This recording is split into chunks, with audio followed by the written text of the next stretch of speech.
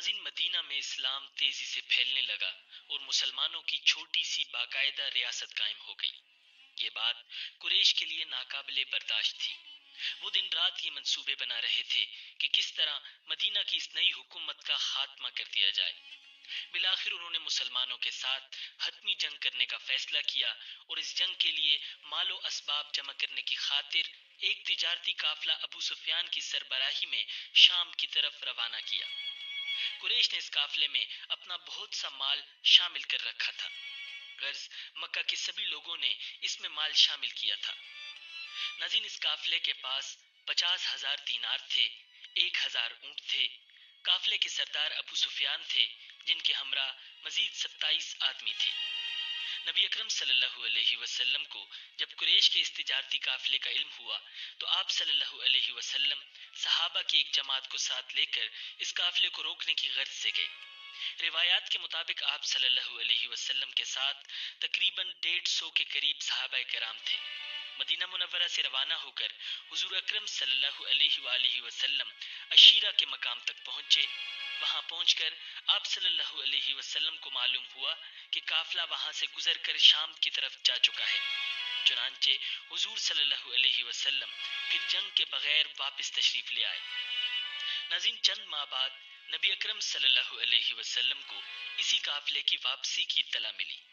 چونکہ آپ صلی اللہ علیہ وسلم کو معلوم تھا کہ اس سامان تجارت کا منافع مسلمانوں کے خلاف استعمال ہوگا، تو آپ صلی اللہ علیہ وسلم نے صحابہ کرام رضی اللہ تعالی عنہم کو حکم دیا، قریش کا تجارتی قافلہ آ رہا ہے، اس میں ان کا مال و دولت ہے، تم اس پر حملہ کرنے کے لیے بڑھو، ممکن ہے اللہ تمہیں اس سے فائدہ دے۔ ناظرین، ادھر اس قافلے کے سردار ابو سفیان تھے۔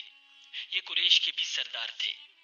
ان کی عادت تھی کہ جب ان کا قافلہ حجاز کی سرزمین پر پہنچتا تو جاسوسوں کو بھیج کر راستے کی خبریں معلوم کر لیتے تھے۔ انہیں آپ صلی اللہ علیہ وسلم کا خوف بھی تھا۔ چنانچہ ان کے جاسوس نے بتایا کہ نبی اکرم صلی اللہ علیہ وسلم اس تجارتی قافلے کو گھیرنے کے لیے روانہ ہو چکے ہیں۔ یہ سن کر ابو سفیان خوف زدہ ہو گئے۔ انہوں نے ایک شخص کو مکہ کی طرف روانہ کیا۔ 3 دن بعد وہ شخص اونٹ پر سوار مکہ میں داخل ہوا جسے ابو سفیان نے بھیجا تھا۔ وہ مکہ کی وادی کے درمیان میں پہنچ کر اونٹ پر کھڑا ہو گیا اور پکارا، اے قریش، اپنے تجارتی قافلے کی خبر لو، تمہارا جو مال و دولت ابو سفیان لے کر آ رہے ہیں اس پر محمد صلی اللہ علیہ وسلم حملہ کرنے والے ہیں، جلدی مدد کو پہنچو۔ ناظرین، اس تجارتی قافلے میں سارے قریشیوں کا مال لگا ہوا تھا، چنانچہ سب کے سب جنگ کی تیاری کرنے لگے۔ جو مالدار تھے انہوں نے غریبوں کی مدد کی تاکہ زیادہ سے زیادہ افراد جنگ کے لیے جائیں۔ جو بڑے سردار تھے وہ لوگوں کو جنگ پر ابھارنے لگے۔ ایک سردار سہیل بن عمر نے اپنی تقریر میں کہا، اے قریشیو، کیا یہ بات تم برداشت کر لو گے کہ محمد اور ان کے بے دین ساتھی تمہارے مال اور دولت پر قبضہ کر لیں؟